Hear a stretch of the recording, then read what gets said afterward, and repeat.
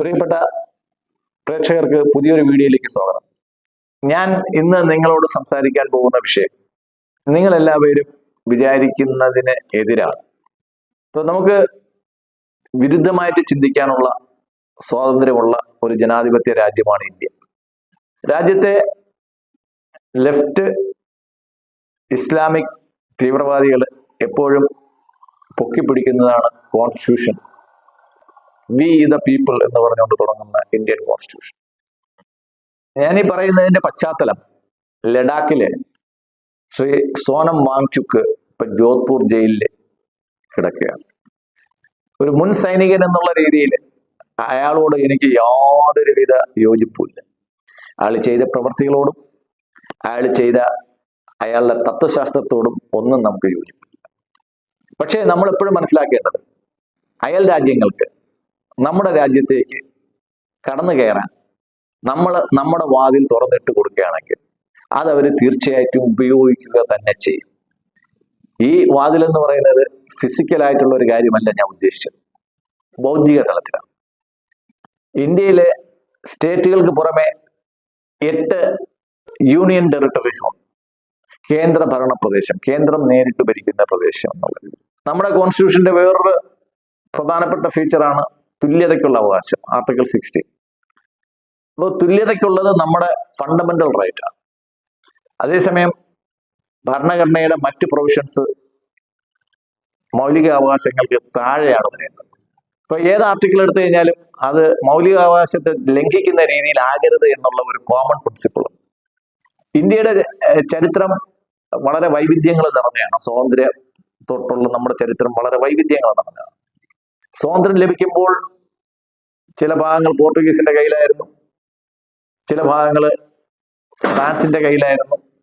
നമ്മുടെ രാജ്യത്തിന് ഒരു സമ്പൂർണ്ണ സ്വാതന്ത്ര്യമല്ല 1947 ലഭിച്ചതെന്ന് നിങ്ങൾക്ക് എല്ലാവർക്കും അറിയാം. ഗോവയൊക്കെ പോർച്ചുഗീസ് കസ്റ്റഡിയിലായിരുന്നു. പോണ്ടിച്ചേരിയും മാഹിയും എല്ലാം, യാനും എല്ലാം, പുതുച്ചേരി എല്ലാം നമ്മുടെ ഫ്രാൻസിന്റെ കയ്യിലായിരുന്നു. നമ്മൾ സ്വാതന്ത്ര്യം ലഭിച്ചു. നമ്മൾ ഈ പ്രദേശങ്ങളെല്ലാം, നമ്മുടെ ഇന്ത്യയുടെ പ്രദേശങ്ങളെല്ലാം, ജിയോഗ്രഫിക്കൽ ഏരിയ എല്ലാം നമ്മുടെ കൈപ്പിടിയിലാക്കി, നമ്മുടെ ഭരണത്തിന് കീഴിലാക്കി. അന്ന് ഗോവയ്ക്കൊക്കെ യൂണിയൻ ടെറിട്ടറി സ്റ്റാറ്റസ് ആയിരുന്നു. അതെല്ലാം മാറ്റി അതിനെല്ലാം സംസ്ഥാനങ്ങളാക്കി, അവിടെയൊക്കെ നിയമസഭകളാക്കി.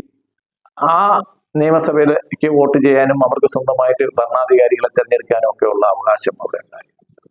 ഞാൻ പറഞ്ഞു വന്നത്, ഇപ്പോൾ നിലവിലുള്ള 8 യൂണിയൻ ടെറിട്ടറികളുടെ ആൻഡമാൻ നിക്കോബാറിന് സ്വന്തമായിട്ട് ഒരു സംസ്ഥാന സർക്കാർ, സംസ്ഥാന ലെജിസ്ലേച്ചർ ഇല്ല. കേന്ദ്രം നിയമിക്കുന്ന അഡ്മിനിസ്ട്രേറ്റർ ഉള്ളത്. ചണ്ഡീഗഡ് 2 സംസ്ഥാനങ്ങളുടെ കോമൺ തലസ്ഥാനമാണ്, പഞ്ചാബിന്റെയും ഹരിയാനയുടെയും. അവിടെ പിന്നെ ഈ ജനാധിപത്യപരമായിട്ടുള്ള വിഷയങ്ങൾ വരുന്നില്ല. അതൊരു സിറ്റിയുടെ ഒരു തർക്ക സിറ്റി ആയതുകൊണ്ട് മാത്രം കേന്ദ്രഭരണ പ്രദേശമാക്കി വച്ചിരിക്കുന്നതാണ്. അത് കഴിഞ്ഞ് ദാദർ, നഗർഹവേലി, ദാമൻ ഡ്യൂ എന്ന് പറയുന്ന ഏരിയ ഉണ്ട്.